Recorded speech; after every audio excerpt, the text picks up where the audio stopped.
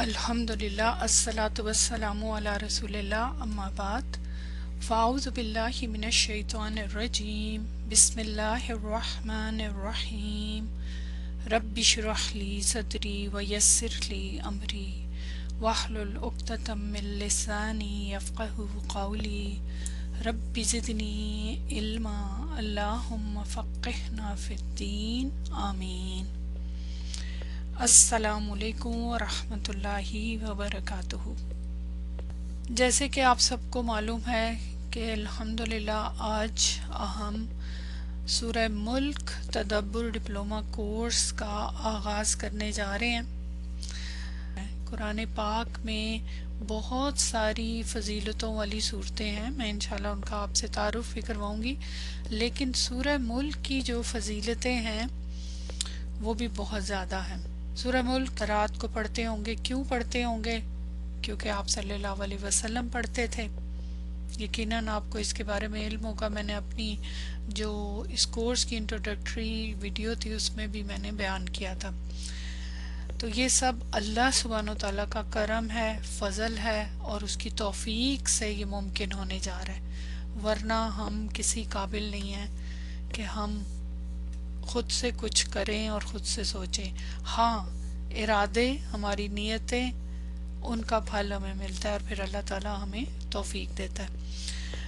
अच्छा, मैं आपको शुरू करने से पहले एक बात बताना चाहूँगी, वो ये है कि जिस तरह आम तौर पे मुख्तलिफ कुरान की तालीम आप हासिल करते हैं, हदीस की तालीम हासिल करते हैं, सूरतों को पढ़ाया जाता है मुख्तलिफ जगहों पे, यहाँ पे इस फोरम पे इस क्लास में ऐसा नहीं होगा। उस आम तरीके से हट के हम बहुत कुछ करने वाले हैं ना।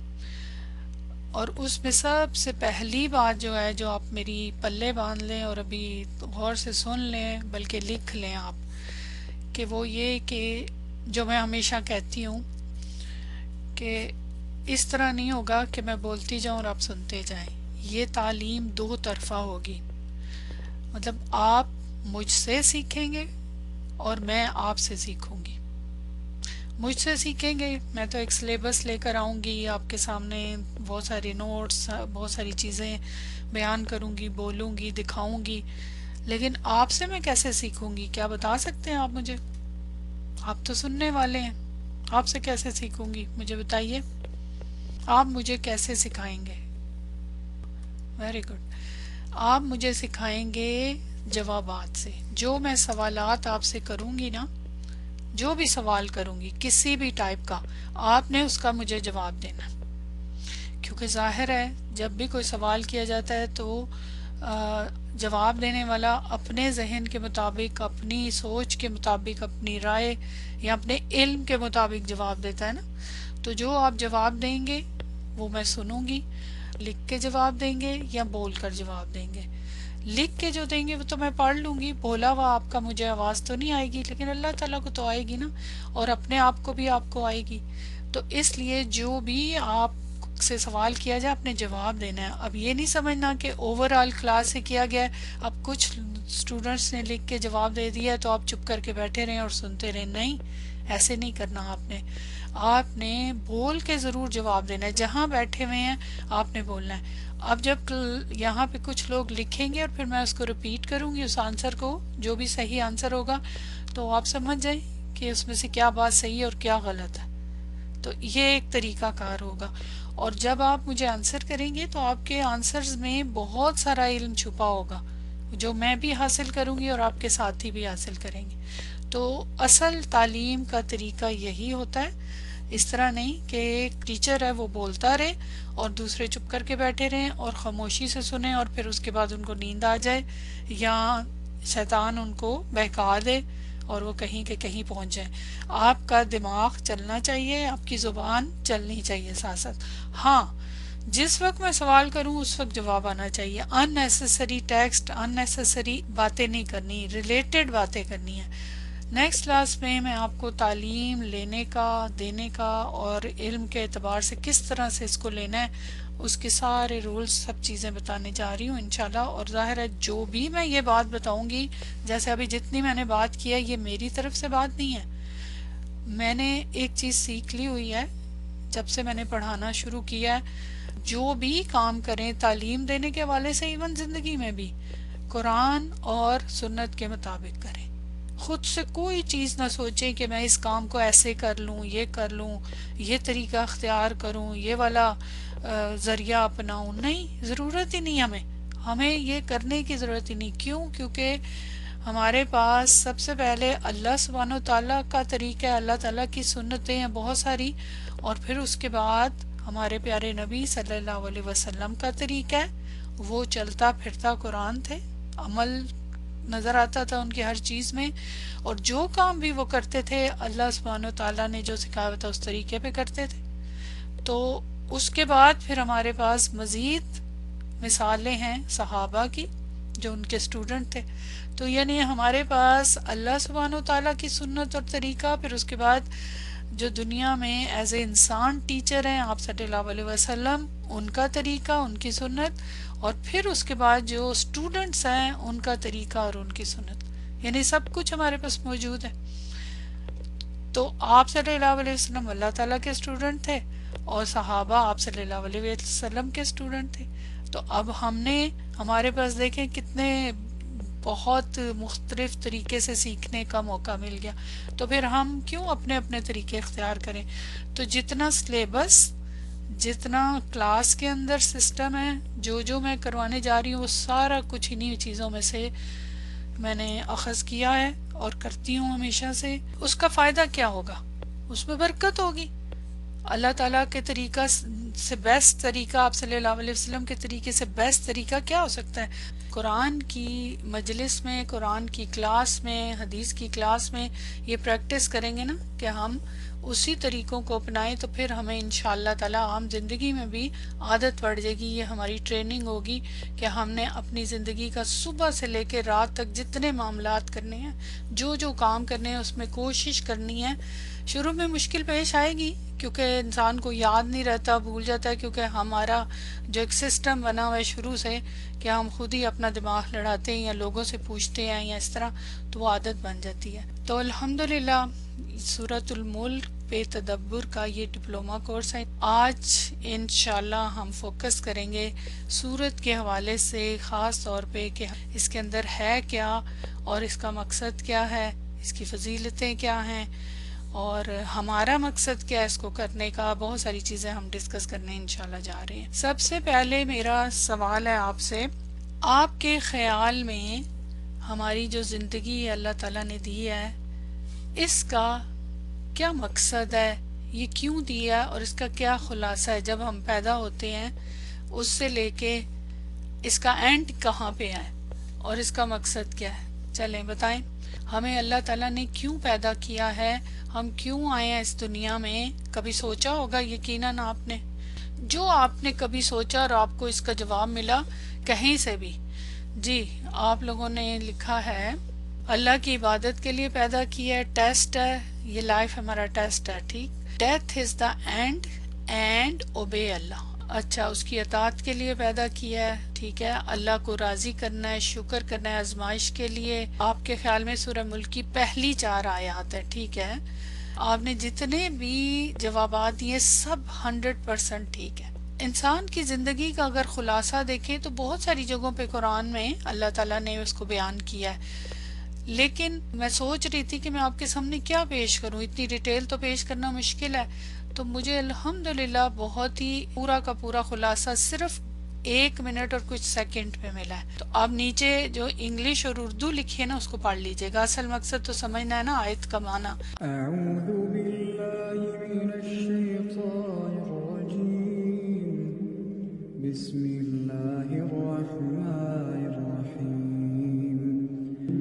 یا عبادی الذین آمنوا ان ارضی واسعة فإیایا فاعبدون. کل نفس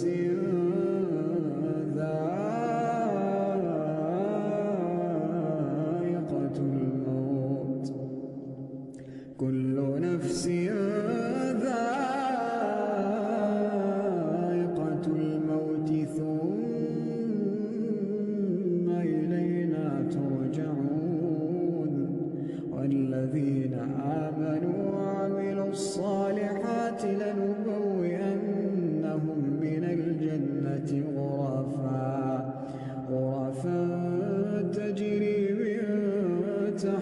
الأنهار خالدين فيها نعم أجر العاملين الذين صبروا وعلى ربهم يتوكلون.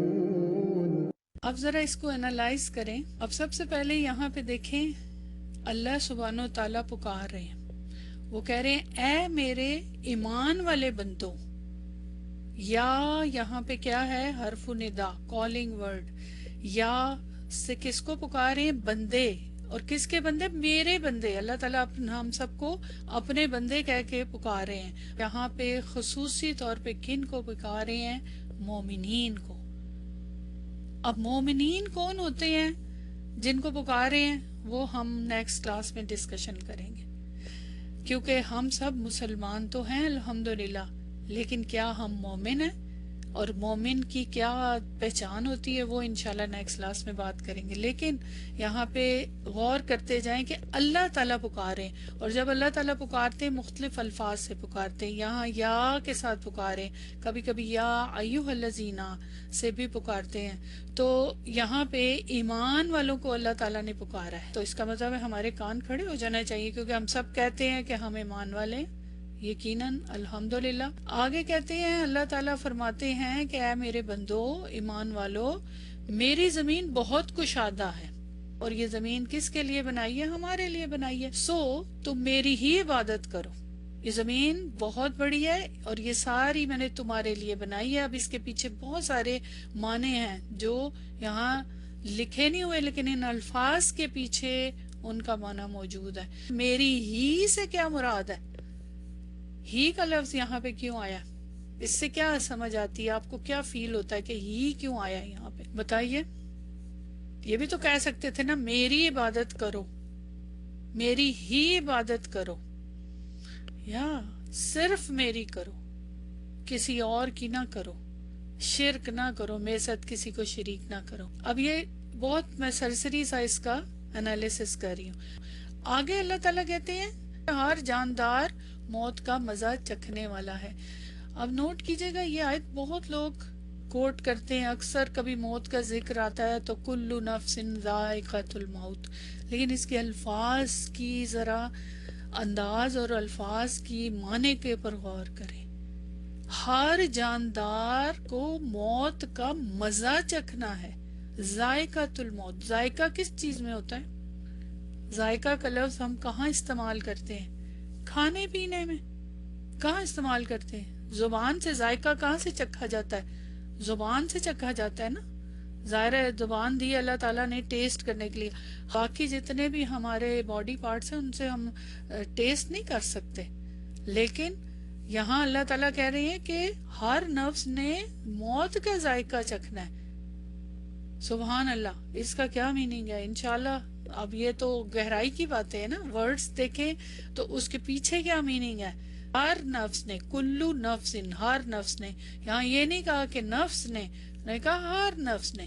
تو نفس کے اندر انسان، جانور، تمام مخلوقات آئیں گی، کیونکہ جب آخر ہوگا تو سب کی موت ہونی ہے. اور تم سب ہماری ہی طرف لوٹائے جاؤ گے. ہماری طرف اللہ تعالیٰ کہہ رہے ہیں، وہ کہہ رہے ہیں میری طرف ہونا چاہیے تھا، نہیں میرے بندے کہا تھا. اب اللہ تعالیٰ کہہ رہے ہیں ہماری طرف لوٹائے جاؤ گے. ہم تو کیا مطلب ہوتا ہے؟ ہم کا مطلب تو جمع میں ہوتا ہے نا، زیادہ کے لیے استعمال ہوتا ہے ہم کا لفظ. ون کے لیے تو میرا استعمال ہوتا ہے یا میری، لیکن ہم تو اللہ تعالیٰ قرآن میں اپنے لیے مختلف طریقے سے استعمال کرتے ہیں پروناؤنس. کبھی کہتے ہیں میں اور کبھی کہتے ہیں ہم. اب اس کا کیا پیچھے اس کے ریزنز ہے؟ کہاں پہ ہم کہتے ہیں، کہاں اپنے لیے میں کا لفظ استعمال کرتے ہیں، اور کہاں غائب. وہ غائب کے لیے بھی تو کہتے ہیں نا کہ اپنے لیے غائب کا استعمال کرتے ہیں ضمیر پروناؤن. تو وہ کہاں کہاں ہوتا ہے، اس کے کچھ رولز ہے، اس کی بلاغت ہے. خلاصہ ہو گیا نا. اللہ تعالیٰ نے زمین پیدا کی ہے انسانوں کے لیے، یعنی اسے پیدا کیا، اس زمین میں بسایا ہے اور بہت وسیع ہے، کوئی پریشانی کی بات نہیں، سب کو جگہ ملے گی. لیکن پھر فائنلی اور مقصد کیا ہے ان کا؟ کہ انہیں اللہ تعالیٰ کی عبادت کرنی ہے. اللہ تعالیٰ کے بندے ہیں. بندے کا مطلب ہی کیا ہوتا ہے؟ فرما بردار، غلام. عبد کا کیا میننگ ہوتا ہے؟ تو اللہ تعالیٰ کی فرما برداری کرنی ہے، غلامی کرنی ہے، عبادت کرنی ہے، یہ سارے میننگ اس کے اندر آ جاتے ہیں۔ اس کے بعد اللہ تعالیٰ کہتے ہیں فائنلی یہ سب کرنا ہے اس زمین میں، اور اس کے بعد پھر موت آنی ہے ہر ایک کو اس زمین سے۔ اور وہ لوگ جو ایمان لائے وَعَامِلُوا الصَّالِحَاتِ، اور انہوں نے اچھے عمل کیے، نیک عمل کیے۔ اس صرف ایمان نہیں لانا، نیک عمل بہت ضروری ہیں، انہیں ہم یقیناً جنت کے ان بلا خانوں میں جگہ دیں گے۔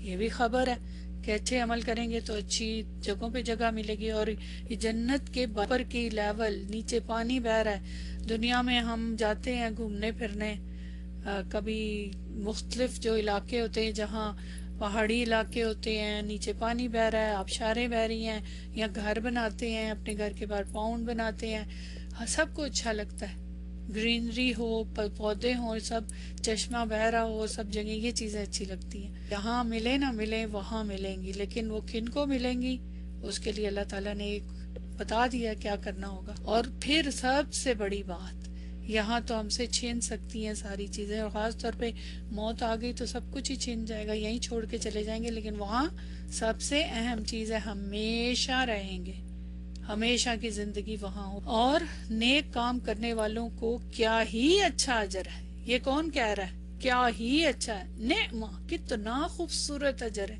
نعمہ کا مطلب تعریف کے لیے، بئسا کا مطلب ہوتا ہے کتنا برا، اور نعمہ کا مطلب ہوتا ہے کتنا اچھا، جب کوئی بہت ایکسٹریم تعریف کی جائے تو اللہ تعالیٰ تعریف کرے کتنا اچھا اجر ہے۔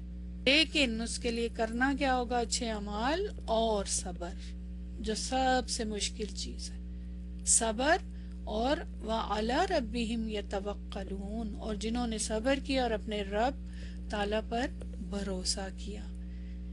یہ خلاصہ ہے ہماری زندگی کا۔ کیا خیال ہے؟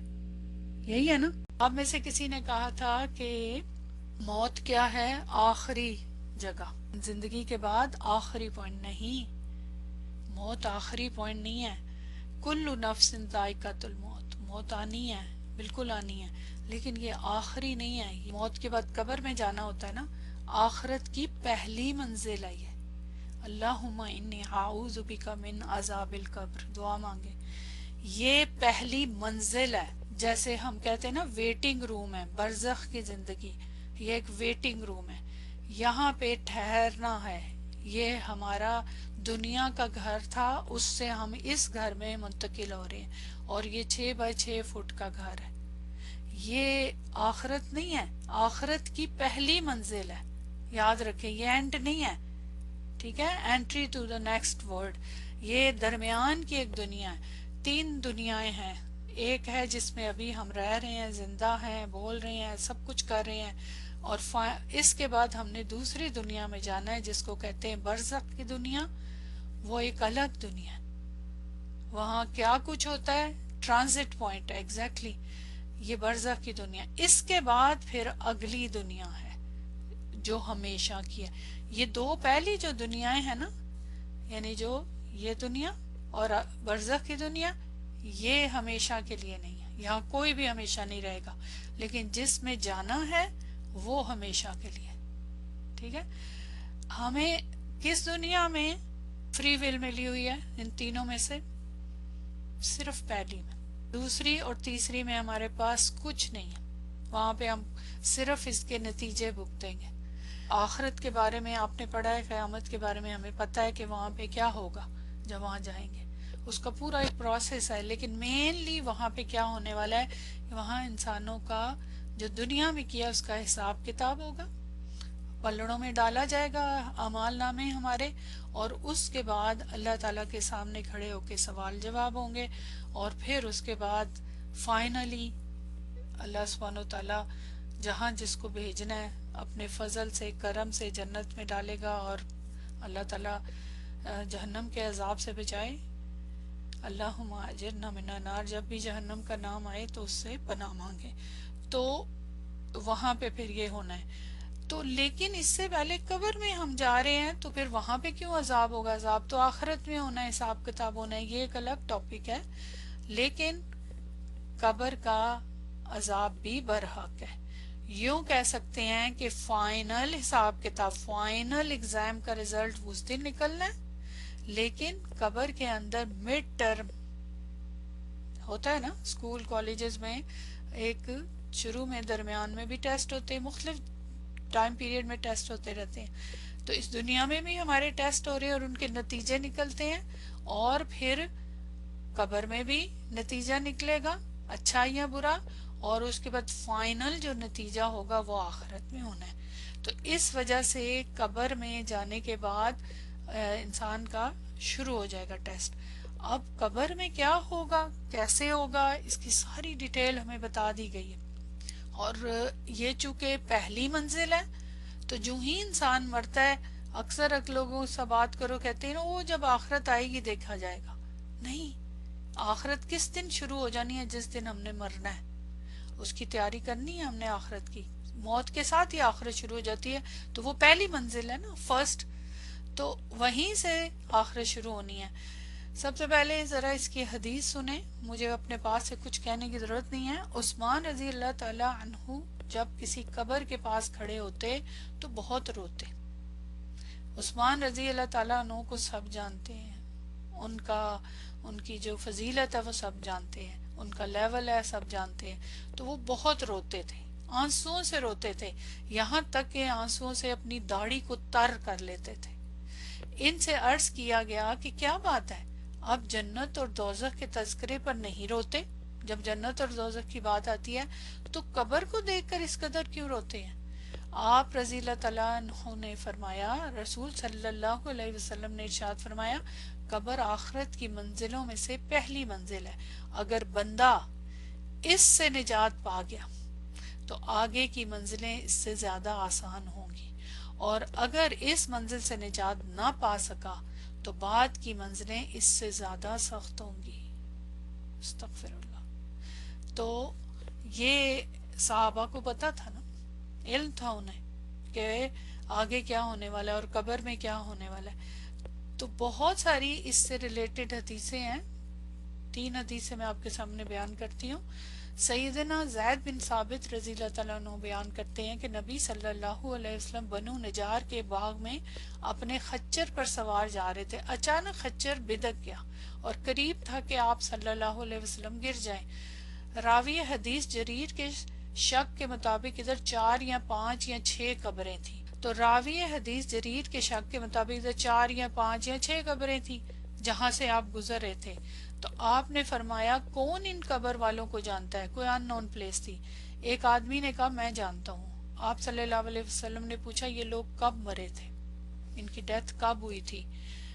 اب ذرا ذہن میں رکھیے گا کہ خچر جو تھا وہ بدک گیا تھا، اس نے آپ صلی اللہ علیہ وسلم کو گرانے کی کوشش کی۔ وہ کیوں کی؟ اس کی ایک پیچھے وجہ ہے جس کی وجہ سے یہ ہوا۔ تو اس نے کہا کہ شرک کی حالت میں، یعنی یہ کب مرے اور کیسے مرے، یہ شرک کی حالت میں۔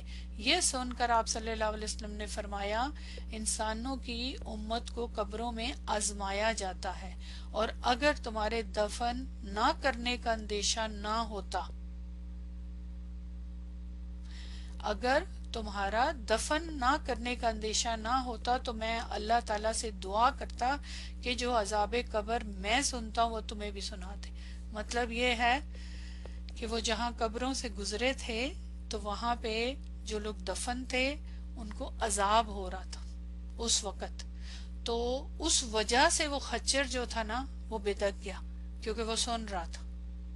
تو آپ صلی اللہ علیہ وسلم نے فرمایا، پوچھا کہ یہ کون ہے، انہوں نے کیا گناہ کیا کہ ان کو عذاب ہو رہا ہے؟ تو انہیں بتایا گیا کہ یہ وہ لوگ تھے، مشرک تھے، تو اس وجہ سے ان کو، تو آپ سمجھ گئے۔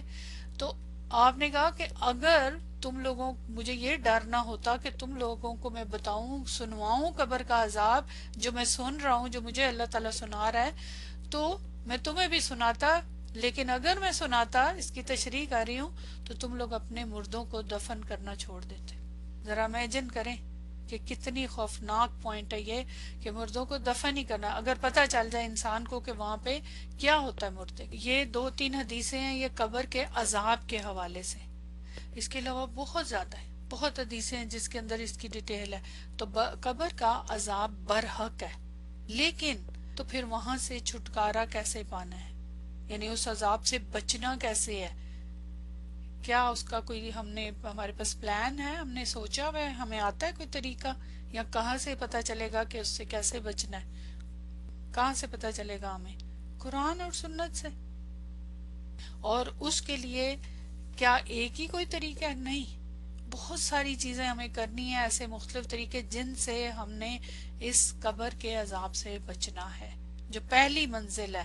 کیوں؟ کیونکہ دیکھ لیا آپ نے حدیث کے مطابق جو پہلی منزل سے بچ گیا نا، تو وہ پھر اس کے لیے اگلی منزل جو زیادہ مشکل ٹیسٹ ہونے والا ہے اس سے بھی بچ جائے گا، جو پہلی منزل سے انشاءاللہ بچ گیا تو اس کے لیے بہت سارے کام ہیں جو کرنے ہیں۔ دنیا میں بھی دیکھ لینا، جب کوئی مشکل آتی ہے یا کوئی خطرہ آتا ہے یا ہمیں پتہ ہوتا ہے کہ یہاں کوئی مشکل ہونے والی ہے، ہم سفر پہ بھی جاتے ہیں۔ سفر ویسے ہی کتنا مشکل ترین ہوتا ہے، جتنا بھی آسان ہو، چاہے جہاز کا ہو چاہے کار کا ہو، ہوتا سفر ہے۔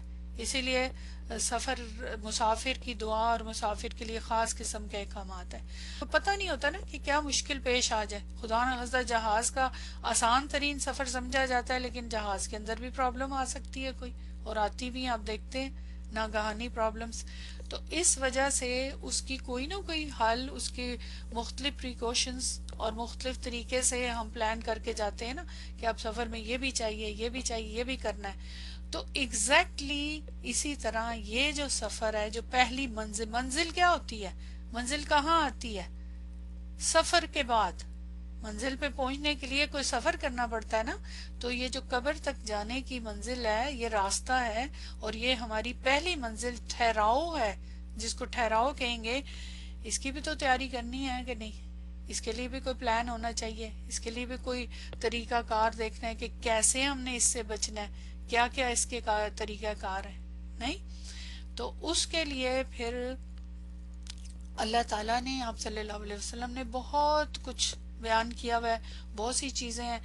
ہم فی الحال جس پہ کانسنٹریٹ کریں گے وہ کیا ہے؟ اس سورت کے حوالے سے جو علم دیا گیا ہے، سورت الملک کی جو فضیلتیں ہیں نا، اس میں یہ والی فضیلت بھی شامل ہے۔ سورت الملک کی جو فضیلتیں ہیں اس میں یہ والی فضیلت بھی شامل ہے، اور اس کے لیے بہت ساری حدیثیں ہیں، جن میں سے یہ ہے 3 چھوٹی حدیثیں میں آپ کے سامنے بیان کروں گی کہ آپ صلی اللہ علیہ وسلم نے فرمایا ہے، ہی المانع، یہ سورت مانع ہے، یعنی معنی کا مطلب کہ رکاوٹ ہے، بچاؤ کا طریقہ ہے، یہ نجات دینے والی ہے، اپنے پڑھنے والے کو عذاب قبر سے بچاتی ہے۔ جو اس کو پڑھتا ہے اس کو عذاب قبر سے بچاتی ہے۔ تو جو قبر میں عذاب ہونا ہے اس سے بچنے کے جتنے طریقے، ان میں سے ایک آپ کے سامنے آ گیا، سورہ ملک۔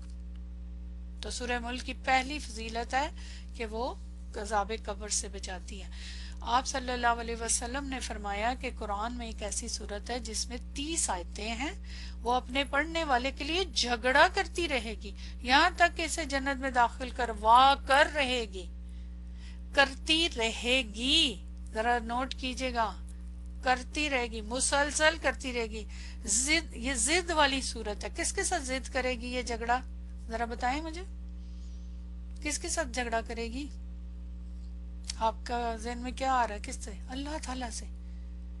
کین یو امیجن اللہ تعالیٰ سے کوئی جھگڑا کر سکتا ہے؟ کہیں سنا ہے کبھی کہ اللہ تعالیٰ سے کسی پیغمبر نے یا کسی انسان یا کوئی بھی جھگڑا کرے گا؟ کوئی فرشتہ، کوئی جن؟ نہیں، اللہ تعالیٰ سے کوئی نہیں جھگڑا کر سکتا۔ ہاں، ابلیس نے آرگیو کیا تھا اللہ تعالیٰ سے، جھگڑا نہیں کیا تھا لیکن بحث کی تھی، اور اس کا پھر نتیجہ اس نے دیکھ لیا۔ تو اس لیے یہ جھگڑا کرتی رہے گی۔ کب تک ضد کرے گی؟ جیسے بچے نہیں ضد کرتے، نہیں مجھے یہ لینا ہے، مجھے یہ لینا ہے، جب تک ضد چو کے ماں باپ کہتے اچھا لے لو، لیکن یہ کچھ اور طرح کی سچویشن ہے، تو تب تک جب تک کہ وہ جنت میں داخل کروا کر نہ رہے۔ لیکن سوال پیدا ہوتا ہے کہ آپ کے لیے اس دنیا میں کون جھگڑا کرتا ہے؟ کوئی کرتا ہے جھگڑا؟ اگر آپ راستے میں جا رہے ہیں، کوئی آپ کو تنگ کر رہا ہے، تو راستے میں چلتے پھرتے لوگوں سے آپ جا کے کہیں کہ یہ مجھے بچاؤ یا کرو، آج کل تو بہت ہی حالات فرق ہے، کوئی بھی نہیں جھگڑا کرتا۔ ان نون پرسن آپ کے لیے جھگڑا کرے گا؟ تھوڑا بہت چلیں آپ کے فیور میں کوئی بول لے گا، لیکن جھگڑا تو نہیں کرے گا نا، اپنے آپ کو مصیبت میں تو نہیں ڈالے گا نا. صرف وہی کرے گا جو آپ جس کو جانتے ہیں اور وہ آپ کو جانتا ہے. آپ کے لیے سٹینڈ کون لے گا؟ جو آپ کو جانتا ہے یا آپ اس کو جانتے ہیں، اور پھر جانتے بھی کیسے ہیں؟ بہت اچھی طرح. جس کے ساتھ آپ کا مضبوط تعلق ہے وہ آپ کے لیے فائٹ کرے گا. اچھا وقتی طور پہ کوئی کر بھی لے فائٹ، لیکن مسلسل آپ کے پیچھے کھڑا ہوا ہے، مسلسل آپ کے پیچھے کھڑا ہوا ہے جب تک آپ کو انصاف نہ دلا لے. کوئی ہوتا ہے دنیا میں ایسے کہ جو مسلسل آپ کے لیے کھڑا ہو؟ لوگ ہوتے ہیں، بالکل ہوتے ہیں، ایک دوسرے کا کیئر کرتے ہیں، لیکن ساری زندگی پیچھے کون کھڑا ہوتا ہے؟ تو اس وجہ سے یہ صورت وہ ٹرو فرینڈ ہوتا ہے جو آپ سے، آپ کے اندر تک آپ کے ساتھ محبت کرتا ہے، اور آپ اس سے کرتے ہیں دونوں سائڈوں سے. آپ اس کو جانتے ہیں، وہ آپ کو جانتا ہے، آپ کا اس پہ ٹرسٹ ہوتا ہے، اور ایک دوسرے کے لیے آپ کھڑے ہوتے ہیں، تب یہ کام ہوتا ہے. تو سورت یہ جو ہے جھگڑا کرے گی. اب یہ ہم نے سوچنا ہے کیا ہم اس کو جانتے ہیں؟ سورت کو، اس کے اندر کیا کہا گیا ہے، اس کے اندر کہاں موت کا ذکر ہے؟ یہ اس کے اندر موت کا تو ذکر ہے، لیکن کیا اس کے اندر قبر میں بچانے کے لیے، عذاب قبر سے بچانے والا ذکر ہے کہ عذاب قبر سے بچائے گی؟ کوئی ایک آیت میں بھی، ابھی ہم دیکھیں گے. تیسری حدیث دیکھ لیں کہ آپ صلی اللہ علیہ وسلم نے فرمایا ہے، قرآن مجید کی ایک سورت ہے جس کی 30 آیات ہیں، وہ آدمی کی اس وقت تک سفارش کرے گی یہاں تک کہ اس کی مغفرت ہو جائے. اور وہ سورت کون سی ہے؟ تبارک الذی بیدہ الملک. تینوں کا ریفرنس بھی لکھا ہوا ہے، اب ذرا نوٹ کیجئے گا.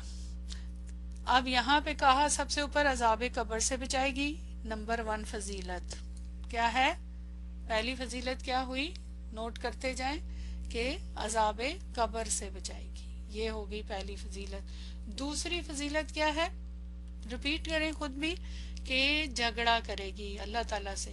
کس وجہ سے جھگڑا کرے گی؟ جنت میں داخل کروانے کے لیے.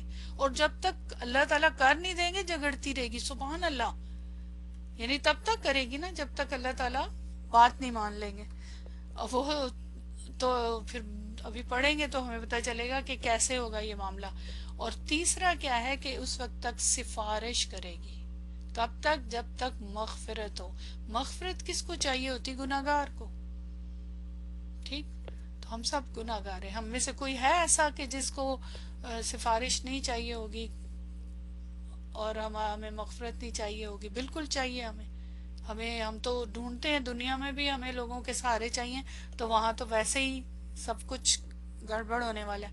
تو اس وجہ سے اب سفارش کو بھی اگر آپ ذہن میں رکھ لیں لفظ کو، تو مجھے بتائیں دنیا میں جو سفارشیں کرواتے ہیں لوگ ایک دوسرے کے بارے میں، کسی بھی کام میں، جاب کے لیے، ایڈمیشن کے لیے، مختلف طریقے سے، یہاں وہ بھی کوئی ان نون پرسن کرتے ہیں سفارش؟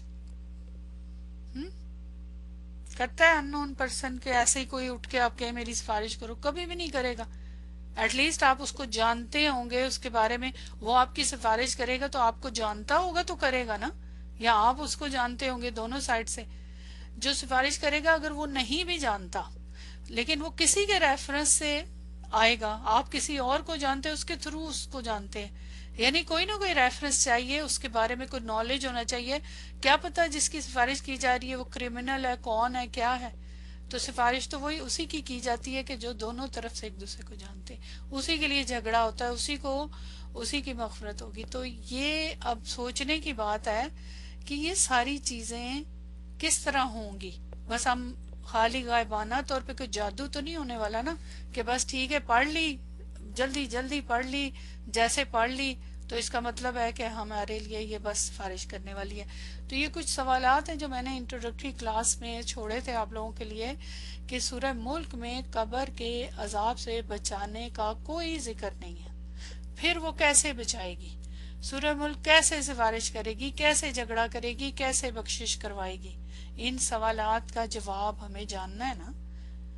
ان کا کہاں سے ملے گا؟ صرف جواب کہاں سے ملے گا؟ قرآن سے. خاص طور پہ چونکہ اس سورت کے حوالے سے بات ہے تو سورہ ملک ہی سے ملے گا. لیکن کیسے ملے گا؟ خالی اس کو زبانی پڑھ لینے سے، حفظ کر لینے سے؟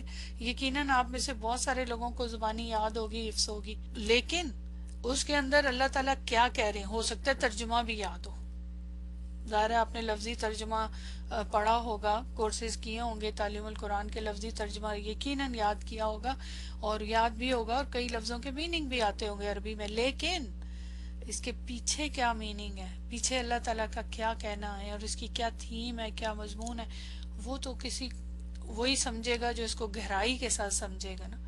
اس میں کوئی شک نہیں کہ پورا قرآن جو ہے وہ آپ کو پتا ہے کہ اس کی ایک ایک حرف کے اوپر کتنی نیکیاں، 10 نیکیاں حدیث کے مطابق، لیکن جتنا بھی آپ پڑھیں گے 10 نیکیاں تو ملنے والی ہیں ایک حرف کے اوپر، لیکن اس صورت میں جتنے الفاظ ہیں ان پہ اتنی نیکیاں تو ملیں گی نا کلمات کے اوپر، یعنی حروف کے اوپر، لیکن صرف یاد کر لینا، تلاوت کرنا یہ کافی نہیں، ایون ٹرانسلیشن سمپل پڑھ لینا کافی نہیں۔ کیوں؟ کیونکہ یاد رکھیں کہ اس کی جو عربی کے الفاظ ہیں وہ کس کے ہیں؟ وہ اللہ کا کلام ہے۔ اس کی ٹرانسلیشن کس کی ہے؟ اس کی مخلوق کی۔ تو جو اللہ تعالیٰ نے بات بولی ہے اور جو اس کو ٹرانسلیٹ کر کے مخلوق نے لکھی ہے، اللہ کی ذات اور مخلوق برابر ہو سکتے ہیں؟ تو یہ اپروکسیمیٹ میننگ ہوتے ہیں، جو اوپر کے میننگ ہوتے ہیں۔ اسی وجہ سے اگر آپ ٹرانسلیشن اٹھا کے دیکھیں تو آپ دیکھیں گے کہ بہت ڈفرنس ہوتا ہے ٹرانسلیشنز میں۔ آپ کو پتہ ہے نا کہ قرآن کے اندر ایک ورڈ کو بھی کوئی چینج نہیں کر سکتا، اس کی حفاظت کا ذمہ اللہ نے لیا ہوا ہے۔ اصل جو قرآن ہے اس کا نسخہ ہے وہ اللہ کے پاس ہے لوح محفوظ میں، لیکن اس کی کاپیز اس زمین پہ ہیں، اور جو اصل قرآن ہے وہ عربی ہے۔ تو اب عربی قرآن جو ہے وہ اللہ کا کلام ہے، اس کے ورڈز ہیں، اس کا کلام ہے، تو جو اس کا ٹرانسلیشن ہے وہ پھر بندوں نے کیا ہے نا، تو اس کے اندر وہ کتنی بھی چینج کر سکتے ہیں، کوئی مسئلہ نہیں ہے۔ اگر قرآن کی آیتیں بھی ہٹا دیں کر دیں، لیکن لوگوں کے دلوں کے اندر ہے نا موجود۔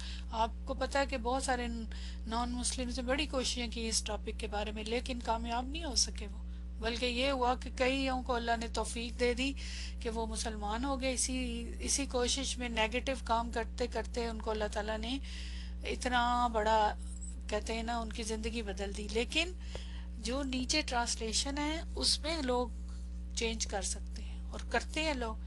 آپ مختلف ٹرانسلیشن دیکھیں، بہت سارے غلط ٹرانسلیشن بھی کیے ہوئے ہیں اور کر سکتے ہیں، اللہ تعالیٰ نے اتنی دی ہوئی ہے انہیں کہ وہ ترجمے میں جو مرضی کریں، غلطی کریں، اس کی حفاظت نہیں کی اللہ تعالیٰ نے۔ کیوں؟ کیونکہ جو اصل کلام ہے اس کی ہے، تو اصل کلام کو سمجھے گا جو کوئی تو پھر اس کو کوئی ٹینشن کی ضرورت ہی نہیں ہے، اللہ تعالیٰ اس کے لیے سارے راستے کھول دیتا ہے۔ اب وہ اصل کلام سمجھنا کیسے ہے، اس کے پھر ظاہر ہے اللہ تعالیٰ نے طریقے بھی بتائے ہیں، بہت سارے اور ذریعے بھی ہیں نا۔ اچھا جی، اب میرا آپ سے سوال ہے، نمبر 1 بتائیں مجھے کہ سورۃ الملک کی آپ کو معلوم ہے کتنی آیات ہیں؟ جنرل نالج کے سوال کرنے لگے ہوں، سب کو پتا ہونا چاہیے 30 آیات ہیں، ٹھیک ہے؟ کون سے نمبر کی سورت ہے؟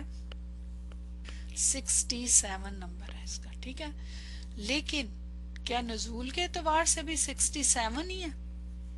جب نازل ہوئی تھی تو اسی نمبر پہ ہوئی تھی؟ نہیں، سورہ ملک اس کا نام ہے، اور یہ پہلی ہی آیت میں ذکر ہوا ہے۔ اس کو انشاءاللہ جب ہم پڑھیں گے تو اس کی ڈیٹیل میں جائیں گے۔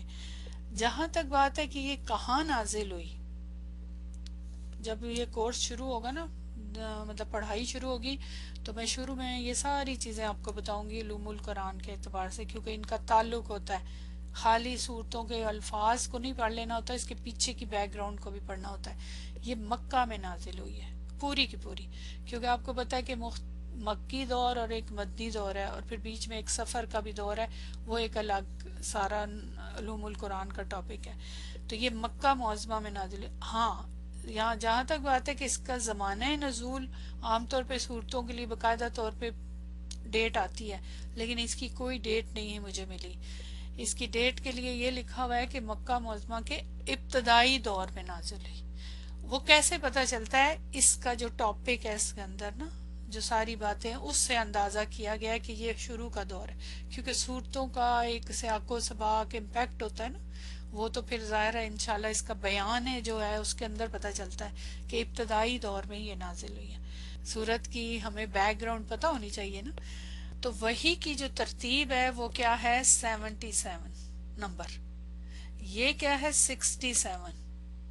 اس سے کیا فرق پڑتا ہے؟ یہ کیوں ایسے کیوں ہے؟ اسی طرح بہت ساری اور بھی صورتیں ہیں. آپ جو قرآن میں ترتیب دیکھتے ہیں اس کا مطلب یہ نہیں ہے، یہ مت سمجھیں کہ اس ترتیب سے نازل ہوا ہے قرآن. اس ٹاپک کو بھی انشاءاللہ میں ابتدا میں ڈسکس کروں گی ساری چیزوں کو کہ اس سے کیا فرق پڑتا ہے، یہ ایسے کیوں کیا اللہ تعالیٰ نے کہ جو ترتیب تھی اس سے ہٹ کے دوسری ترتیب کیوں کی. یعنی جو اصل ترتیب ہے بعد میں ہے لیکن رکھا اس کو یہاں پہ ہے. ٹھیک ہے، تو صورتوں کی بھی کچھ گروپ بنے ہوئے ہیں، اس کی منزلیں ہیں، کچھ گروپ ہیں، اس کی وجہ ہے، وہ بھی انشاءاللہ میں آپ کو بتاؤں گی. جز نمبر اس کا 29 ہے، یعنی دیکھیں آخری جز میں. حالانکہ دیکھیں مکہ کے پہلے دور میں نازل ہو رہی ہے، مدینہ کا دور تو بعد کا ہے، تو یعنی بالکل اینڈ پہ چلی گئی ہے. شروع کا جو سارا ٹائم پیریڈ ہے، یعنی قرآن کے اندر جو شروع کی 28 پاراز میں جو صورتیں، اس میں مدنی صورتیں بھی ہیں، مکی بھی ہیں. تو مدنی صورتیں تو بعد میں نازل ہوئی، لیکن دیکھ لیں یہ بعد میں آ رہی ہیں. رکوع اس میں 2 ہیں اور 30 آیات ہیں. یہ اس کا چھوٹا سا ایک تعارف ہے، رائٹ. اچھا، اب میرا اگلا سوال ہے کہ آپ سے کہ آپ نے دیکھا کہ اس کی فضیلت کی 3 حدیثیں، تو کیا آپ مجھے بتا سکتے ہیں کہ اور کون سی صورتیں ہیں جن کی فضیلت آئی ہوئی ہے، فضیلت بیان کی گئی ریفرنس کے ساتھ اور اتھینٹک ریفرنس کے ساتھ؟ ترتیب سے بتائیں گے تو زیادہ اچھا ہو جائے گا. ترتیب سے بتائیں. فضیلت سے مراد اس صورت کے بینیفٹس، فضیلت تو پورے قرآن کی ہے لیکن اس کے جو بینیفٹس بیان کیے گئے ہیں کہ اس صورت کو پڑھنے سے یہ بینیفٹ ہوگا، یہ فائدہ ہوگا، اس لحاظ سے بتائیں. سب سے پہلے ظاہر ہے پہلی جو اوپننگ سورہ ہے الفاتحہ، اس کے بعد سورہ بقرہ اور سورہ آل عمران، ان دونوں کا اکٹھا ذکر آتا ہے، رائٹ. اس کے بعد آپ نے آل عمران اور بتائیں، سورہ کہف، ٹھیک ہے، اور شاید اوپر بنی اسرائیل کے بینیفٹ معلوم ہے آپ کو. سورہ یاسین کے بینیفٹ ہیں ریفرنس کے ساتھ، صحیح ریفرنس کے ساتھ. یہ چیز بڑی اہم ہے، ہمارے ہاں بہت اس بارے میں غلط فہمی ہے، یہ جاننا بہت ضروری ہے ہمیں. اچھا، تو یاد رکھیں کہ قرآن کے اندر جو ریفرنس کے ساتھ، میں بات دوبارہ کروں گی کہ خاص فضیلت والی صورتیں، فضیلت سے یہاں مراد یہ ہے خاص فضیلت والی صورتیں. فضیلت سے مراد یہ ہے کہ جن کو پڑھنے سے کچھ فائدے حاصل ہوتے ہیں یا ان سے کچھ برکتیں یا کیا ہوتا ہے، یعنی اس کے لیے ریفرنس ہے آپ صلی اللہ علیہ وسلم نے بیان کیا ہوا، ٹھیک ہے. اور خاص طور پہ ان کے پڑھنے کے ٹائمنگز بھی کچھ بتا دیے ہوئے، سب کے نہیں. تو ان میں جو تو بالکل ریفرنس کے ساتھ ملتی ہیں وہ یہ ہیں، آپ کے سامنے ہیں. اور یہ کیا کیا ہیں؟ نمبر 1 سورہ فاتحہ، ان کی ایک لسٹ ہے. کبھی جب میں یہ تیار کر رہی تھی نا تو مجھے بہت سارا مٹیریل ملا، تو میں نے ارادہ کر لیا ہے انشاءاللہ تعالیٰ، اب وہ اللہ تعالیٰ کب پورا کریں گے ارادہ، کہ میں نے سوچا کہ بجائے اس کے کہ اس طرح ہم ٹکڑوں میں یہ بات کریں، یہ بڑی اہم چیز ہے، یہ بہت اہم ٹاپک ہے کیونکہ ہمارے یہاں بہت غلط فہمیاں لوگوں کو. تو میں نے سوچا ہے کہ ایک شارٹ سا صرف اس ٹاپک پہ کہ جو صورتیں فضیلت والی جن کو پڑھنے سے کیا فائدہ ہوتا ہے اور کیا اس کے بتائے گئے ہیں بینیفٹس، ان کا ایک شارٹ سا کورس کیا جائے. کورس سے مراد کے اس کا علم دیا جائے. تو انشاءاللہ اس کے لیے میرے پاس بہت سارا مٹیریل جمع ہو گیا اسی اس میں، تو وہ میں نے پھر دیکھتے ہیں اللہ تعالیٰ کب وہ کرے. تو یہ میں نے سوچا ہے تاکہ پتہ چلے. اب جہاں تک جن صورتوں کے بینیفٹس ہیں اور ایک سے زیادہ ہیں، جیسے دیکھیں سورہ ملک کے ابھی تک آپ نے پڑھے 3 بینیفٹس ہیں، تو سورہ فاتحہ بہت بینیفٹس ہیں اس کے، بہت مختلف قسم کے. اس کے بعد سورۃ البقرہ اور سورہ آل عمران کا تو ملا کے بھی ہے اور الگ الگ بھی ہے، میں ادھر وہ بیان نہیں کروں گی. سورہ کہف، سورہ ملک آپ کے سامنے ہے، سورہ ملک کے ساتھ سورہ سجدہ کا بھی آتا ہے، ان دونوں کا اکٹھا بھی آتا ہے. اور سورہ کافرون، سورہ اخلاص، اس کا تو آپ کو معلوم ہے، سورہ فلق اور سورہ ناس، ان کا بھی دو اکٹھا آتا ہے. یہ جو صورتیں نا ان کے تو بینیفٹس ہیں. اس کے علاوہ بہت ساری صورتیں ہیں جن کو آپ صلی اللہ علیہ وسلم مختلف اوقات میں اسپیشلی پڑھتے تھے.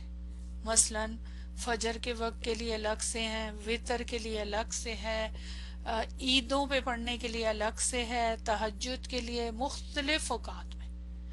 وہ آپ کے پڑھنے کے لیے خاص، جمعے کے لیے خاص طور پہ، لیکن ان کے وہ بینیفٹس نہیں ہیں.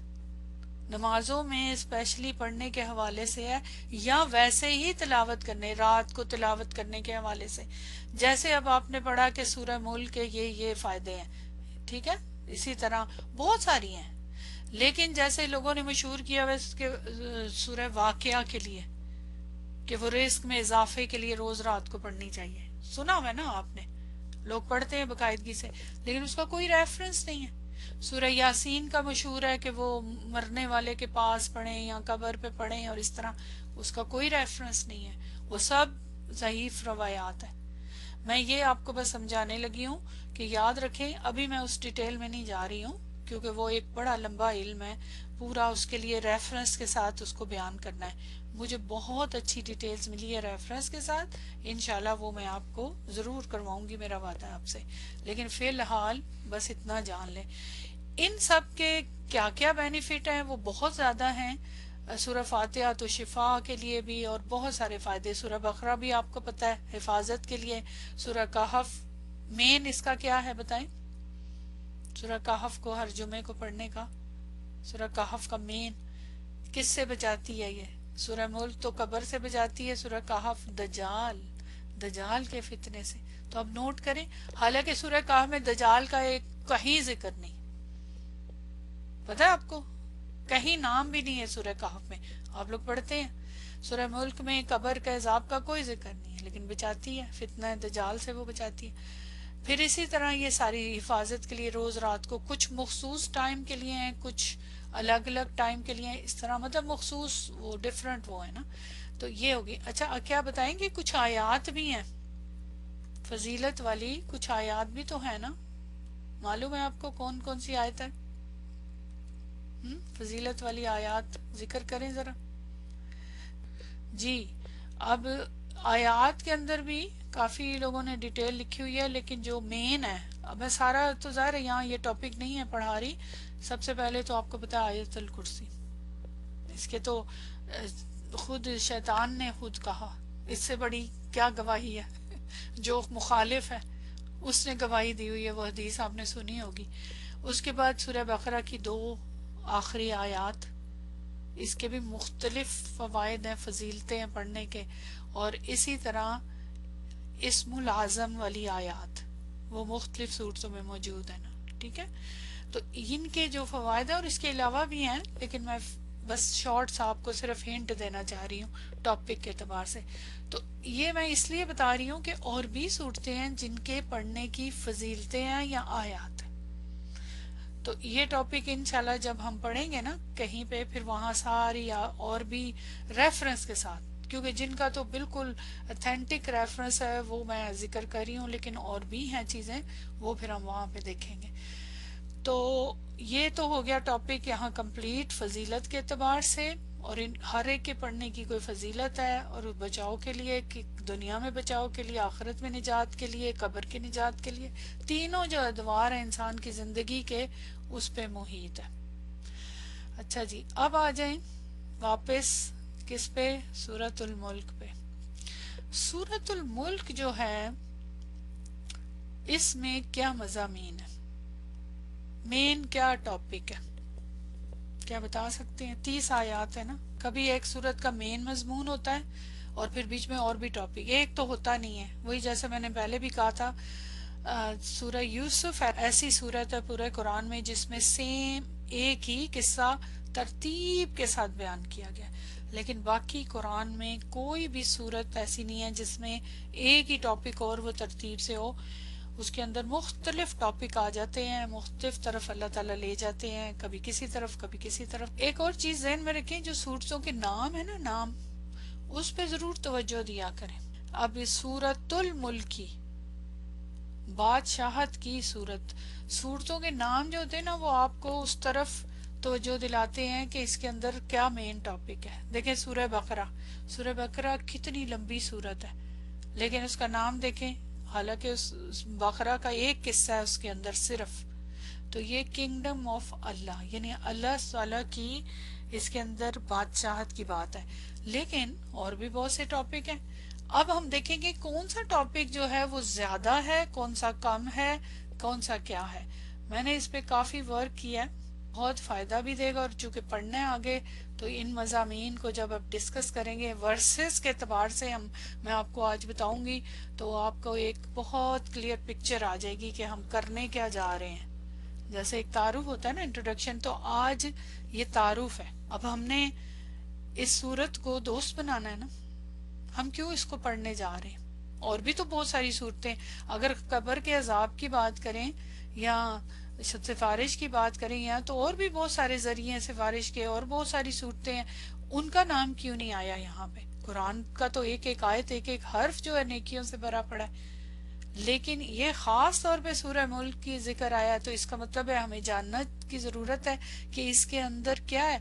अल्लाह ताला की बादशाहत का जिक्र तो और भी बहुत सारी सूरतों में, हर दूसरी तीसरी आयत के बाद अल्लाह ताला अपनी कुदरत के बारे में जिक्र करते हैं, अपनी बादशाहत की बात करते हैं। लेकिन इस सूरत को क्यों पर्टिकुलरली कब्र के अजाब या सिफारिश या मगफरत के लिए चुना गया है, ये इसके बारे में क्यों आप सल्लल्लाहु अलैहि वसल्लम ने कहा है, तो इसको जानना चाहिए ना हमें। इसको पता चलेगा तो हम फिर आगे इससे तवक्को रखेंगे कि ये हमें बचाने वाली है या हमारी सिफारिश करेगी, राइट। तो फिर आज से इसको जानने की जरूरत है। अल्लाह ताला की कुदरतों का बयान, अल्लाह की बादशाहत का, अल्लाह की पावर का बयान कितनी आयत में है, नोट करें जरा। चाहती तो थी आपसे पूछूं, लेकिन यकीनन आपने इस तरह से इस पे वर्क नहीं किया होगा। 19। अब जरा नोट करते जाएं, एंड पे मैं आपसे ना पूछूंगी कि कौन से वाली आयात टॉपिक जो है वो ज्यादा है, सबसे ज्यादा है ना, क्योंकि उससे पता चलेगा ना। तो अल्लाह की कुदरतों का या अल्लाह की बादशाहत के हवाले से जो बयान किया गया वो टोटल 19 आयात है। टोटल कितनी है? 30 आयात है। उनमें से 19 आयात में अल्लाह ताला की बादशाहत के हवाले से और उसकी कुदरत, किस किस चीज पे उसकी कमांड है, उसने खुद बताया सब। और वो कौन सी हैं, ये आयात है, नोट कर लें। 1 2 3 4 5। अब बीच में 6 से लेके 11 तक नहीं है, इसका मतलब वो कोई और टॉपिक होगा, ठीक है। फिर 12 13 14 15 16 और फिर 15, अच्छा ये दोबारा आ गई, गलती से लिखी गई, 16 17 18 भी बीच में नहीं है, मिसिंग है। तो ये आप देख लें कि यहाँ पे ये क्या है, ठीक है, समझ आ गई। 19 आयात हैं जिनमें अल्लाह सुब्हानो ताला की कुदरत का बयान है, अल्लाह की बादशाहत का जिक्र है जो उसने खुद किया है। दोबारा कहूंगी, इसके बाद आ जाए 16 आयात है, 16 आयात हैं जिनमें इनकार करने वालों का जिक्र है। इनकार करने वालों के लिए कौन सा लफ्ज इस्तेमाल होता है? मैंने उन अरबी का लफ्ज नहीं इस्तेमाल किया। क्या लफ्ज इस्तेमाल होता है? इनकार करने वाला काफिर, ठीक है ना, काफिरीन, काफिर। अब आप कहेंगे तो इसका मतलब है कि ये जो 16 आयात हैं इसमें इसका हमारे साथ ताल्लुक नहीं, काफिरीन के साथ ताल्लुक है। क्या ऐसे ही है? नहीं, काफिर का मतलब होता है इनकार करने वाला। इनकार करने का मतलब क्या है? अगर हम ये कहें कि हम अल्लाह ताला को मानते हैं, हम मानते हैं ना अल्लाह ताला को, लेकिन अल्लाह ताला की नहीं मानते, तो फिर अल्लाह ताला को मानना बनता है? अल्लाह ताला की जात को मानते हैं, वो एग्जिस्ट करता है, वो है, गायब में अर्श पे है, लेकिन उसकी बात नहीं माने, तो फिर इसका मतलब है कि हमने उसका इनकार कर दिया। तो इनकार करने वाले का मतलब सिर्फ काफिरीन नहीं है। यहाँ पे कुफ्र की 2 लेवल हैं, आपको पता है, कुफ्र अकबर और कुफ्र असगर, 2 उसके टाइप्स हैं। तो कुफ्र अकबर में तो फिर अल्लाह का ही इनकार हो जाता है या रसूल का इनकार होता है, तो वो एक अलग टॉपिक है। तो बहरहाल یہاں یاد رکھیں کہ انکار کرنے والوں کا ذکر سے مراد کہ اس کے اندر وہ لوگ جو اللہ تعالیٰ کی بات نہیں مانتے، اللہ تعالیٰ کی نعمتوں کا اقرار نہیں کرتے، یا بہت ساری اس کی ڈیٹیل ہے، تو وہ تو جب ہم پڑھیں گے دیکھیں گے کہ اس کریکٹر کا کیا عمل ہے۔ یہ کریکٹر ہے نا، انکار کرنے والا کریکٹر ہے، تو اس کو ہم نے جاننا ہے۔ تو یہ آیات ہے جن میں انکار کتنی ہے؟ 16۔ بادشاہت کی کتنی تھی؟ یاد ہے کچھ؟ یہ ضروری ہے، یہ آپ کا ہوم ورک ہے۔ 19۔ آگے آ جائے، میں نے ترتیب سے کیا ہے جتنے۔ اللہ کی طرف سے پوچھے گئے سوالات۔ آپ کو پتہ ہے کہ میں نے شروع میں جو بات بولی تھی کہ میں سوال پوچھوں گی، سوال جو ہوتا ہے نا وہ آدھا علم ہوتا ہے۔ سوال بہت امپورٹنٹ ہوتا ہے، سوال ہمیں بہت سکھاتا ہے۔ تو اللہ تعالیٰ نے اس صورت میں 13 دفعہ سوال پوچھا ہے، 13 سوالات ہیں۔ سوال کیا کرتا ہے؟ جب آپ سے سوال پوچھا جائے تو کیا ہوتا ہے؟ انسان الرٹ ہو جاتا ہے، اس کا دماغ چلتا ہے، وہ غور کرتا ہے سوال کے اوپر، نوٹ کرتا ہے اچھا کیا کہا گیا، کیا پوچھا گیا ہے، اس کا پھر جواب ڈھونڈنا ہوتا ہے، رائٹ؟ تو اس کے لیے جدوجہد کرنی ہوتی ہے نا۔ تو یہاں پہ دیکھیں 13 سوال ہیں، 13 دفعہ اللہ تعالیٰ نے سوال پوچھا ہے، مختلف انداز میں، مختلف الفاظ کے ساتھ۔ تو اس کے اندر پوچھے گئے جو کوشچن ہے اللہ تعالیٰ کی طرف سے وہ 13 ہے ان آیات میں۔ یہ ساری آیات ہیں جس میں مختلف سوال پوچھے گئے ہیں، جو ہم انشاءاللہ پڑھیں گے۔ اس کے بعد آگے آ جائیں، اللہ کی نعمتوں کا ذکر۔ اللہ تعالیٰ نے جو انسان پہ نعمتیں کی ہیں بہت ساری مختلف سی، وہ کتنی ہیں؟ اس میں 15 کا ذکر ہے۔ وہ تو ویسے بے تحاشا لا تعداد ہیں، لیکن اس میں جو مینشن کی گئی ہیں وہ 15 ہیں۔ اب آپ نوٹ کریں گے کہ کئی ایسی آیات ہیں جو ہر ایک ٹاپک میں آ رہی ہیں۔ نمبر 1 بادشاہت میں بھی تھی اور یہاں بھی ہے۔ وہ کیوں؟ وہاں تو اللہ کی بادشاہت کا ذکر ہے، تبارک الذی بیدہ الملک، کہ بہت بابرکت ہے اللہ تعالیٰ کی ذات، اسی کے ہاتھ میں۔ تو یہاں کیوں آ گئی؟ وہ پھر اب ہم انشاءاللہ پڑھیں گے تو نوٹ کریں گے کہ یہاں کون سی اللہ کی نعمت چھپی ہوئی ہے جو میں نے اس میں لکھا ہے۔ یہ سارا میں نے خود ہی نکالی ہے ساری چیزیں، یہ 15 ہے۔ اوکے، اس میں ایک اور خاص بات ہے کہ اس کے اندر ایک کلمہ کل کا استعمال 6 دفعہ ہوا ہے، 6 ٹائم کل۔ اب کل کا کیا میننگ ہوتا ہے بتائیں؟ کل ہو اللہ احد پڑھتے ہیں نا آپ قرآن میں بھی، کل آپ کہہ دیجئے۔ تو یہ کس کو کہا جا رہا ہوتا ہے کہ آپ کہہ دیجئے؟ آپ صلی اللہ علیہ وسلم کو خطاب ہوتا ہے، ٹھیک ہے؟ آپ ذرا نوٹ کیجئے گا، تو آپ صلی اللہ علیہ وسلم کو خطاب ہوتا ہے کہ آپ کہہ دیجئے، میری طرف سے آپ کہہ دیجئے، اپنی طرف سے نہیں، میری طرف سے کہنا ہے۔ تو یہاں کلمہ کل، تو اس کا مطلب ہے کہ وہ کیا بات ہے جو ڈائریکٹ اللہ نے کی ہے، اور کون سی ایسی بات ہے جو آپ صلی اللہ علیہ وسلم کے ذریعے کہلوائی ہے؟ سوچنے کی بات ہے نا، نہیں؟ اچھا، اس کے بعد جو بہت سکیری والا معاملہ ہے وہ ہے جہنم والوں کا مکالمہ۔ اس کی 6 آیات ہیں، 6 آیات ہیں جس میں جو لوگ جہنم میں چلے جائیں گے نا، اور ادھر جب وہ ریگریٹ کریں گے، ان کا جو مکالمہ ہوگا نا وہاں پہ، اس کے لیے 6 آیات ہیں، اور وہ یہ ساتھ نیچے لکھی ہوئی ہیں ترتیب میں، اسی لیے یہ وہاں پہ نہیں ہے باقی جگہوں پہ نا، کیونکہ یہ اسپیسیفکلی انکار کرنے والے جو عمل نہیں کرتے ان کے لیے ہے نا، یہ ان کے لیے خاص طور پہ ہے۔ تو یہ وہ آیات ہیں جو ہم نے کرنی ہے۔ آپ نوٹ کر رہے ہیں ٹاپکس؟ یہ سارے ٹاپکس ہیں، یہ اب نمبر نوٹ کر لیں۔ اس کے بعد سورہ ملک کے اندر اللہ سبحانہ و تعالیٰ کے 8 صفاتی نام استعمال ہوئے، ایٹریبیوٹس اللہ تعالیٰ کی۔ اللہ تعالیٰ کے بہت صفاتی، کتنے ہیں اللہ تعالیٰ کے صفاتی نام بتائیں؟ عام طور پہ لوگ یہی کہتے ہیں 99 تو وہ حدیث میں ہیں اور وہ ہیں، لیکن اس کے علاوہ بھی ہیں، اس کے علاوہ بھی ہے، 99 کے علاوہ بھی ہے نا، لیکن یہ ہے کہ 99 ایک حدیث میں بھی ہے اور اس کا ریفرنس ملتا ہے، اور وہ باقاعدہ کارڈز بھی بنے ہوتے ہیں، یاد بھی کیے جاتے ہیں، ان کو رٹا بھی جاتا ہے۔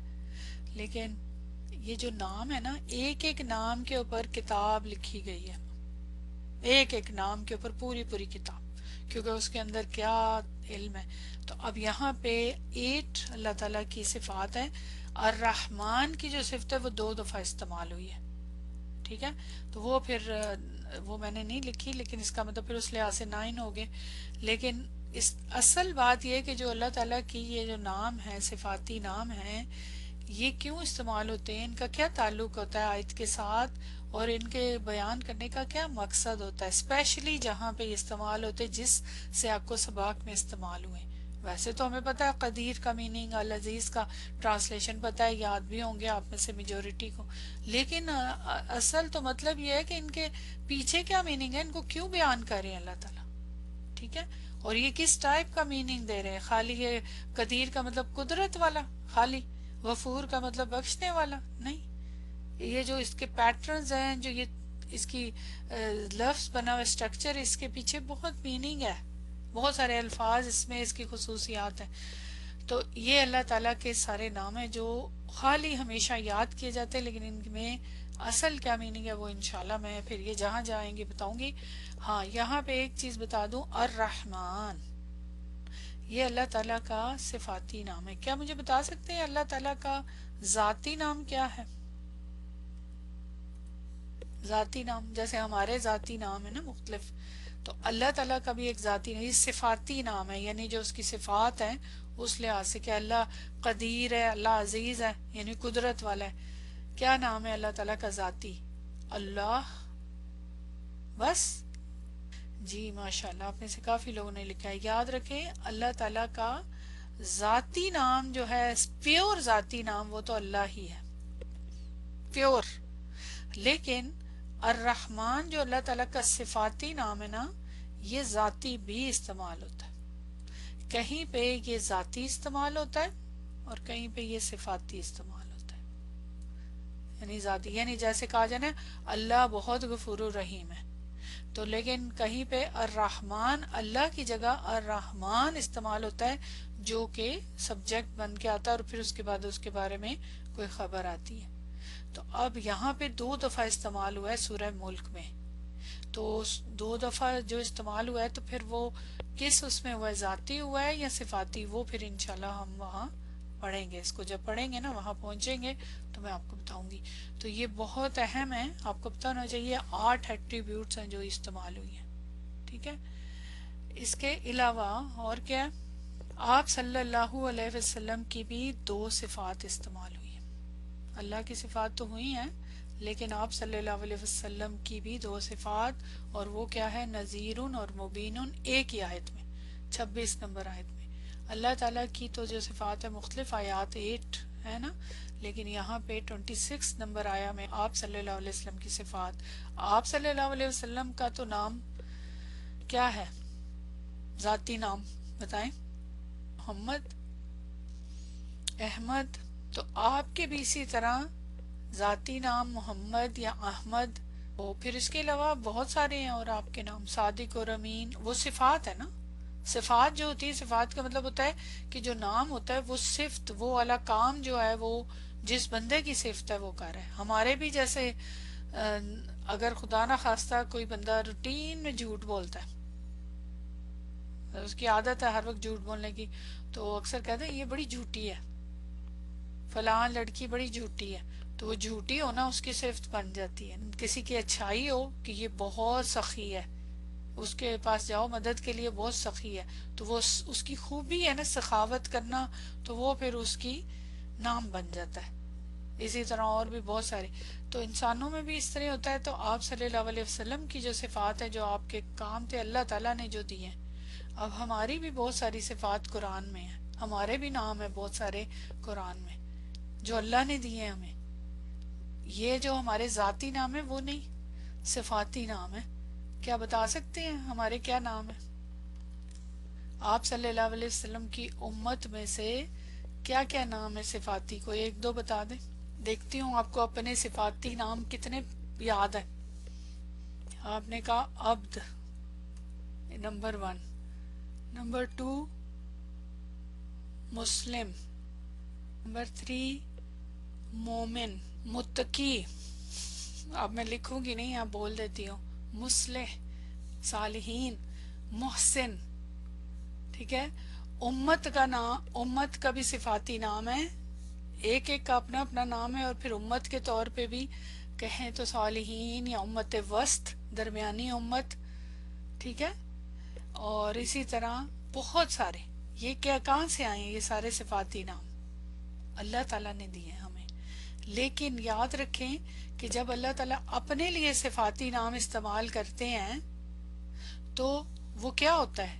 وہ جو صفت ہے آپ صلی اللہ علیہ وسلم کا صفاتی نام یہاں دیکھیں، پہلے یہ دیکھ لیتے ہیں. نذیرن، کیا مطلب ہے نذیرن کا؟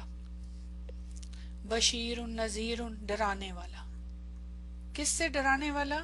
اللہ کا حکم دینے والا اور ساتھ بتانے والا، آخرت سے ڈرانے والا. ٹھیک ہے، تو یہ ڈرانے والا، ڈرانا یہ کام ہے نا، یہ کرتے ہیں آپ صلی اللہ علیہ وسلم، یہ کرتے تھے نا. اور نذیر ان کا جو پیٹرن ہے نا، وہ بتا رہا ہے کہ آپ ہمیشہ اس کام کے لیے بھیجے گئے تھے، یا آپ کا زندگی کا مقصد، یہ ڈیوٹی تھی آپ کی، یہ کرتے تھے. تو اس کے اندر ہمیش کی ہے، کنٹینیوس کام کی وہ ہے، استمرار ہے. ٹھیک ہے، تو یہ کیسے پتا چل رہا ہے کہ یہ ہمیشہ کرتے تھے؟ کیونکہ اس کا یہ جو پیٹرن ہے اس کے اندر، عربی کا پیٹرن ہے، تو اس نے بتا رہا ہے. اسی طرح مبین، کھول کر بیان کرنا، آپ کی فصاحت اور بلاغت کی انتہا تھی، سب سے زیادہ فصیح تھے آپ. انشاءاللہ اس کو بھی میں بیان کروں گی. تو پوائنٹ یہ ہے کہ اسی طرح اگر ہم اللہ تعالیٰ کے نام دیکھیں، صفاتی نام کی بات کر رہی ہوں، ذاتی نام تو اللہ ہے، جو کہ جس کا میننگ ہے الہ، مطلب مانوی طور پہ کہ جس کی عبادت کی جائے. لیکن یہ جو نام ہے اللہ تعالیٰ کے، قدیر، قدرت رکھنے والا.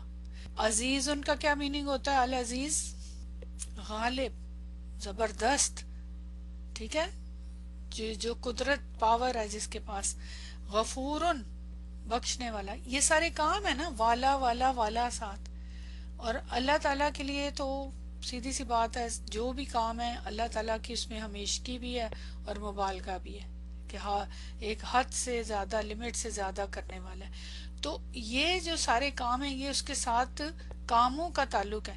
اب ہمارے نام مسلم، مومن، اتنی بھی صفات ہیں، یہ عبد، عباد، تو یہ کیا ہے؟ مسلم ہونا یہ صفات ہے نا، اسلام لانے والا، ایمان لانے والا، مومن، فرما بردار، اللہ تعالیٰ کی عبادت کرنے والا، یہ سارے صالح، اچھے کام کرنے والا.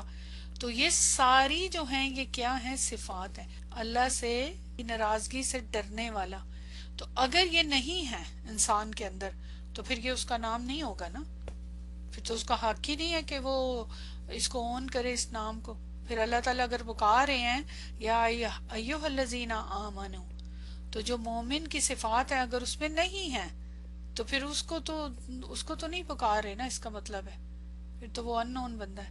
اگر مسلم کو پکارے، مسلمانوں کو، تو ایز اے مسلم پیدا تو کر دیا الحمدللہ اللہ تعالیٰ نے، ہماری مرضی کے بغیر، ہماری چوائس کے بغیر اللہ تعالیٰ نے اسلامی گھرانے میں الحمدللہ پیدا کر دیا. یہ اس کی سب سے پہلی نعمت ہے ہمارے اوپر. لیکن اصل پوائنٹ کیا ہے کہ یہ صفات کہاں سے پھر آئیں گی؟ ہمارے اندر پیدا کرنی ہوں گی ہمیں پیدا کرنی ہوں گی. اور کیسے پیدا ہوں گی؟ ظاہر ہے جانیں گے اس کے بارے میں، پریکٹس ہوگی، علم لیں گے تبھی سمجھ آئے گی نا. ہم سب کس کی اولاد ہیں؟ حضرت آدم علیہ السلام کی. وہ ہمارے باپ تھے، حضرت اماں حوا ہماری ماں تھی، اصل جو ہمارے ماں باپ تھے. ان کو سب سے پہلی چیز کیا دی تھی اللہ تعالیٰ نے؟ پہلی چیز کیا دی تھی؟ بتا دیں، سب کو پتا ہونا چاہیے. کھانا پینا، کپڑے، یا کیا دیا تھا؟ پہلی چیز علم دی تھی. ان کی اولاد ہے تو ہم نے علم لینا ہے نا. اور کس چیز کا علم؟ انہیں ساری چیزوں کا علم دے دیا تھا، لیکن ہم نے اور چیزوں کا تو علم لے لیتے ہیں. ہم ڈاکٹر بھی بن جاتے ہیں، ہم انجینئر بھی بن جاتے ہیں، ہم اور بھی چیزوں کا، کھانے پکانے کا بھی، اور کپڑوں کا بھی، ڈیزائننگ کا بھی، دنیا جہان کا علم ہمیں ہوتا ہے، ہر چیز کا، صبح سے رات تک دیکھ لیں. لیکن ہمارے پاس اگر ٹائم نہیں ہے یا استقامت نہیں ہے تو پھر یہ والا علم لینے کے لیے، اور جن کے پاس ہے اللہ تعالیٰ کی توفیق ہے، اللہ تعالیٰ اور اس میں اضافہ کرے. اب یہاں پہ میں اینڈ کرتی ہوں آج کی انٹروڈکٹری کلاس کا. اب آپ مجھے بتائیں کہ آج کچھ اس میں سے نئی بات آپ نے سیکھی ہے؟ جو وہ نیا بات، نئی سوچ، نیا انداز جو عام روٹین میں آپ پڑھتے ہیں اس سے ہٹ کے کچھ آپ کی زندگی میں چینج آیا ہے. ورنہ دیکھ لیں ہم بہت کچھ کر رہے ہیں، ہم حفظ بھی کر رہے ہیں، رات کے طریقے بھی پڑھ رہے ہیں، اور اس کے علاوہ لفظی ٹرانسلیشن بھی کر رہے ہیں، حدیثوں کے کورسز بھی کر رہے ہیں، اور ٹیسٹ پہ ٹیسٹ دے رہے ہیں. اکثر آپ جو بھی کر رہے ہیں، میں یہ نہیں کہہ رہی کہ اس کا فائدہ نہیں ہے، بالکل فائدہ ہے، ہر علم کا فائدہ ہے جہاں سے بھی آپ لے رہے ہیں. لیکن اس پہلی منزل کی کم از کم تیاری کر لیں. جو چیزیں آپ کر رہے ہیں اس کو تھوڑی دیر کو روک دیں، چاہے وہ دنیا کی ہیں چاہے کچھ بھی ہیں، اس کو تھوڑی دیر کے لیے روک دیں. یہ جو پہلی منزل ہے جو آنی جس میں کسی قسم کا کوئی شک کی گنجائش ہی نہیں ہے، تو اس کی تیاری کر لیں. اس کی کم از کم اس کے حوالے سے تھوڑا سا کام کر لیں. جیسے کہ ہم اپنی سفر کی تیاریاں سارے کام چھوڑ کے پیکنگ کرتے ہیں نا، تو اسی طرح کریں آپ. انشاءاللہ تعالی آپ میں سے جو سسٹرز کو یاد نہیں ہے سورہ ملک، حفظ نہیں کیا ہوا، یاد نہیں کیا، انہیں انشاءاللہ تعالی یہ بھی اس میں ہم نے شامل کیا، یاد بھی کروائی جائے گی اور پھر اس سے سنی بھی جائے گی. اور پھر ساتھ آپ جب اس کو مانے کے ساتھ، اور تو پھر آپ جب اس کو روز رپیٹ کریں گے اور دل سے پڑھیں گے، یاد کیا، تو پھر دیکھیے گا کیسے زندگی میں ایک معجزانہ چینج آئے گی انشاءاللہ. چلیں انشاءاللہ تعالی یہاں پہ اللہ سبحانہ وتعالی کا پھر میں شکر ادا کرتی ہوں، دعا کے ساتھ کلاس ختم کرتی ہوں. سبحانک اللہم و بحمدک، اشہد ان لا الہ الا انت، استغفرک و اتوب الیک. السلام علیکم ورحمۃ اللہ وبرکاتہ.